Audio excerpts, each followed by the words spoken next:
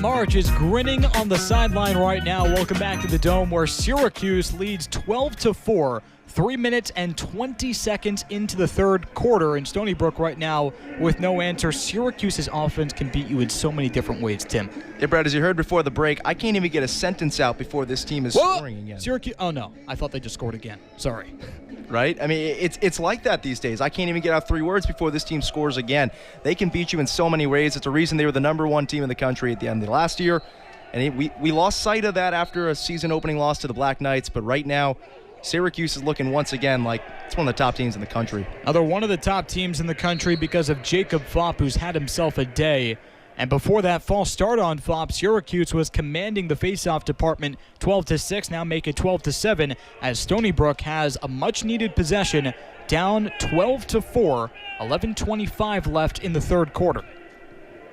Mike McCannell, the senior midfielder from Ontario, dances to his left, down the left hash, finds Vangenhoven cutting inside, and Stony Brook reloads. Shot up top is saved by Porter. Chris Pical Jr. unleashed on Drake Porter, and the senior goalie had no problem with that one. Cue the clear. It's Brandon Aviles who gets to the cross for the Orange. It's no 21 save performance, but considering he's only faced 10 shots, 6 saves is another fantastic performance in cage for Porter. He has really been up to the task these past 3 games. And 4 goals, by the way. We failed to mention before that the last time Syracuse gave up just 4 goals and a half, it's been a while, March 7th against Johns Hopkins of last year. Brendan Curry now with a swim dodge up top to Jamie Trimboli, hounded by Wayne White up top, and probes to his right for Owen Hiltz, already with 3 goals for the freshman. Shakes his man, that's David Estrella, the short stick defensive midfielder, inside for Tucker Dordovic to the shorts, or rather goal line extended far side, and taken away by Stony Brook. The Seawolves clear it out. Nice clearance by C.J. Trenkle, the 2-time captain. Well, if you're Nelly negative and you want to point something out the Orange need to improve, it's the turnovers. Already, that's their 12th of the game. Seawolves have just 6. And yet the defense really hasn't made that offense pay for those turnovers. So Wayne White, the redshirt senior midfielder from Huntington, New York on Long Island, controls for Stony Brook. They work it to the left for Matt Anderson, dances between the hashes, unloads a shot right into the spoon of Drake Porter. Guy didn't even flinch, and he loops the pass over everyone's head, over to Peter Dirth on the right side of the field. Great clearance by Drake Porter. Syracuse 12, Stony Brook 4, 9.5 minutes left in the third quarter. The Orange in no rush. Owen Seabold, his father of Syracuse royalty, the 1983 national championship at Syracuse, also wore number 14. He has it up top for Syracuse, and they give it to Lucas Quinn down the right alley, back to Owen Seabold down the left alley. Shakes his man, Wayne White just races right past him, and out to Stephen Rafis at X. Back up top for a cutter, that's Lucas Quinn. Sidewinder shot, pinballs right into the spoon of Anthony Palma. So Lucas Quinn gave it a good look, and Palma just followed the ball and guided it right down to his toes. 8:45 left in the third. Syracuse still leads by 8, and Stony Brook controls on the clear.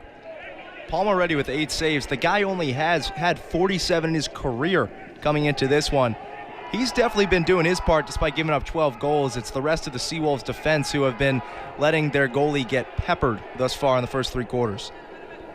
Stony Brook inside, over the head shot by Pical Jr., the captain, and once again saved by Drake Porter. Guys, a brick wall today, and Stony Brook, they retreat now, trying to ride Syracuse, but as they do so, big sigh of disappointment, maybe some shrugged shoulders off of that one, because what can you do if you're Stony Brook?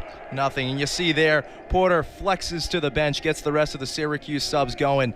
He is having a game. He knows it. Everybody else knows it. Gives a nice little fist bump there to Mitch Wyckoff. Another great day in cage for Porter. I mean, there's really nothing else you can say at this point. And usually he's not the kind of guy that gets too high, gets too low, but without fans, he said that he's really had to emerge as that energy guy.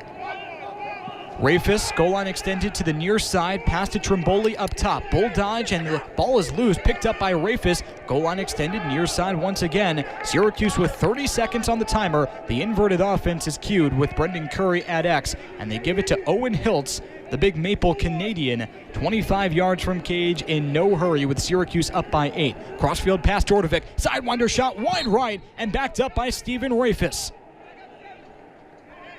Rafis on the G in orange in the end zone, cues the offense with 15 seconds left on the timer. Already has 3 goals. Pass to Hilt, sidewinder again is wide, and it skips past the right post. Brendan Curry was there, 10 seconds left for Syracuse to get a shot off. Curry at X, finds Hiltz again, dances to his left, twirls, and a shot is good! Lower left 90, Owen Hiltz, his 4th goal of the day. Syracuse 13, Stony Brook 4. This one is all orange. You forget he's a freshman. This guy just tied a career high with 4 goals. He already has 12 on the season, 4 games in. That's a hat trick a game. And did I mention the guy's still a freshman? And you mentioned all those points piling up. How's this? 5 points, and by the way, counting in this game, 5 points in each of the past 3 games now. Had 4 goals and an assist against Vermont last week.